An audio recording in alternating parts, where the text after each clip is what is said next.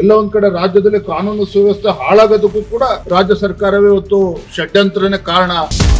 ರಾಜ್ಯ ಸರ್ಕಾರದ ಗುಂಡಾವರ್ತನೆ ಏನಿದೆ, ಇವರ ಸ್ವಕ್ಕನ ಮುರಿತಕ್ಕಂಥ ಶಕ್ತಿ ಭಾರತೀಯ ಜನತಾ ಪಾರ್ಟಿಗಿದೆ, ನಮ್ಮ ಕಾರ್ಯಕರ್ತರಿಗಿದೆ. ಅದು ಬರೋದ್ರಿಂದ ನಾವು ತೋರಿಸ್ತೇವೆ.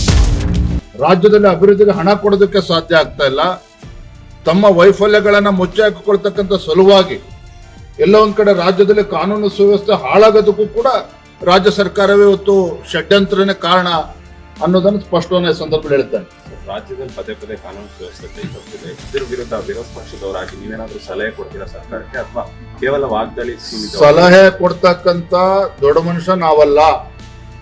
ಆದ್ರೆ ಸರ್ಕಾರದ ಗುಂಡಾವರ್ತನೆ, ರಾಜ್ಯ ಸರ್ಕಾರದ ಗುಂಡಾವರ್ತನೆ ಏನಿದೆ, ಇವರ ಸ್ವಕ್ಕನ ಮುರಿತಕ್ಕಂಥ ಶಕ್ತಿ ಭಾರತೀಯ ಜನತಾ ಪಾರ್ಟಿಗಿದೆ, ನಮ್ಮ ಕಾರ್ಯಕರ್ತರಿಗಿದೆ. ಅದು ಬರೋದ್ರಿಂದ ನಾವು ತೋರಿಸ್ತೇವೆ.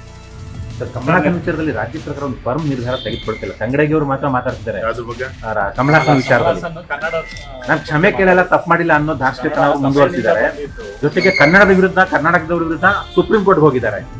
ಸರ್ಕಾರ ಒಂದು ಫರ್ಮ್ ನಿರ್ಧಾರ ತೆಗೆದುಕೊಳ್ತಿದ್ದಾರೆ ಹೈಕೋರ್ಟ್. ಈ ಸರ್ಕಾರದ ನಡವಳಿಕೆ ಏನಂದ್ರೆ ಹಾವು ಸಾಯಬಾರ್ದು, ಕೋಲು ಮುರಿಬಾರ್ದು. ಅದೇ ಕಮಲಾಸನ್ ಒಬ್ಬ ಖ್ಯಾತ ನಟ. ತಮಿಳು ಭಾಷೆ ಬಗ್ಗೆ ಅವರ ಪ್ರೀತಿ ಅರ್ಥ ಆಗ್ತದೆ. ಆದ್ರೆ ಅದರ ನೆಪದಲ್ಲಿ ಒಂದು ಕನ್ನಡಕ್ಕೆ ಅಪಮಾನ ಮಾಡ್ತಕ್ಕಂಥದ್ದು ಖಂಡಿತ ಸರಿಯಲ್ಲ. ಹಾಗಾಗಿ ಈಗಲೂ ಕೂಡ ಕಾಲ ಮಿಂಚಿಲ್ಲ. ಅವಿವೇಕತನದ ವರ್ತನೆಯನ್ನ ಬಿಟ್ಟು ಕನ್ನಡಿಗರಿಗೆ ಕ್ಷಮೆಯನ್ನ ಯಾಚಿಸಬೇಕಾಗ್ತದೆ ಕಮಲಾಸನ್ ಅವರು. Thank you sir. ನಿನ್ನೆ ಸರ್ ಇದು ರಾಮಮೂರ್ತಿ ನಗರದಲ್ಲಿ ತಿರಂಗ ಯಾತ್ರೆಗೆ ಅವಕಾಶ ಕೊಟ್ಟಿದ್ದಾರೆ.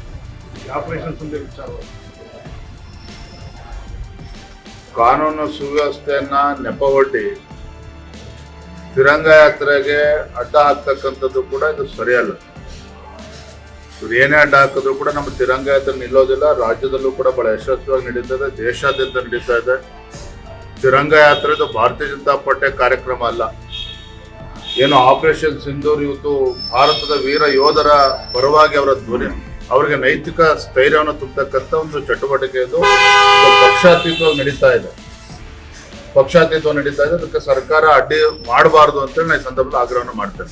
If you like this video, ಬೇಗ ಲೈಕ್ ಮಾಡಿ, ಕಾಮೆಂಟ್ ಮಾಡಿ, ಶೇರ್ ಮಾಡಿ ಹಾಗೂ ಯೋಯೋ ಟಿವಿ ಕನ್ನಡವನ್ನು ಸಬ್ಸ್ಕ್ರೈಬ್ ಮಾಡಿ.